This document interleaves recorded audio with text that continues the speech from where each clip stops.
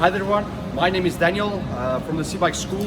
Today we will talk about mistakes from beginners using the Seabike. The first thing that we will be showing is when your propeller is too high and coming out of the water, or it will be too deep, and how to properly correct that. And then the second one will be about your feet placement on the pedals while swimming with the Seabike. Okay, so when you have the problem when your propeller is coming out of the water, so when you're also swimming and your propeller is very deep on the water, so you can see how it's swimming very deeply under the water, you're creating a lot of drag with your body, so you'll lose a lot of thrust that's creating. So by this, we're going to do the exact opposite of what we're doing when the propeller is actually coming out of the water. So if it's on the surface of the water, we will now start to move the float to the back, closer to the propeller, to actually lift the propeller. Okay, so in our Seabike we have the float. So the float has got extra small part, so a small ring here. So if your propeller is coming out of the water, you can first actually remove this small part. Okay, so you're moving the small part and put it to the side. After that you put this back. Okay, you'll go down and you'll swim.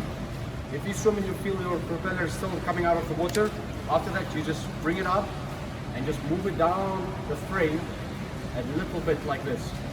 So as soon as this, you let it go down again and you swim again.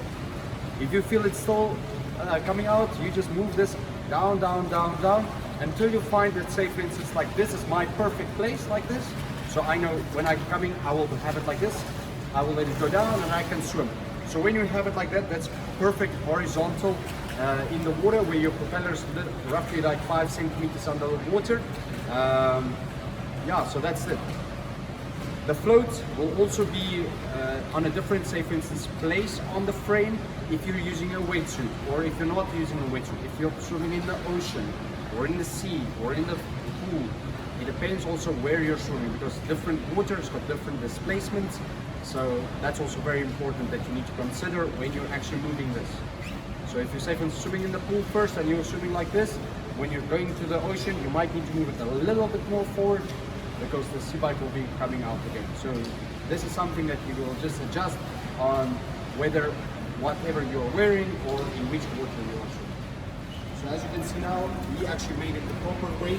So this propeller is not very deep in the water and also not coming out of the top of the water. So this is the perfect place for Alexei to swim. So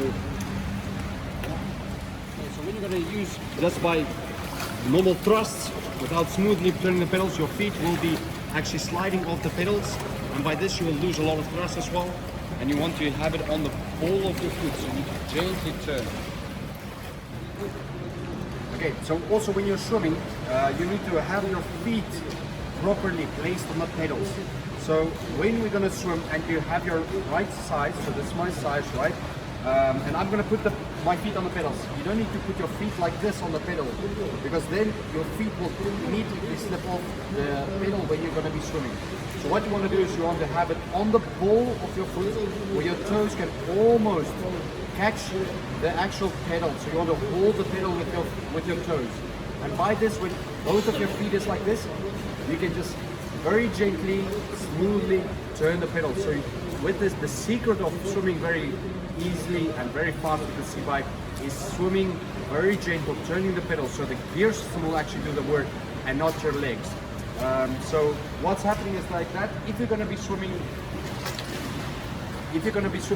with very like a thrust like this, your feet will definitely slip off the pedals.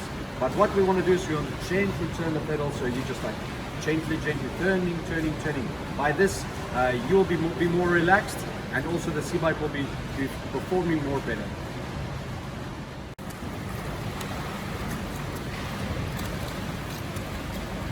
Okay, so here you can see he's very smoothly, gently turning the pedals. By this, he's creating a very good thrust behind him without any problems. With his feet is not slipping off the pedals. And you can see his feet, the ball of his feet is actually on the pedals. So you can see. Okay, so thank you very much, everyone. That was our video about the few common mistakes that beginners make, and we wish that any questions that you had, that we were actually answering it. If there's another maybe things that you'd like to ask, you're more than welcome to contact us. All the details is on our YouTube channel, and yeah, so we'll be seeing you in the next video.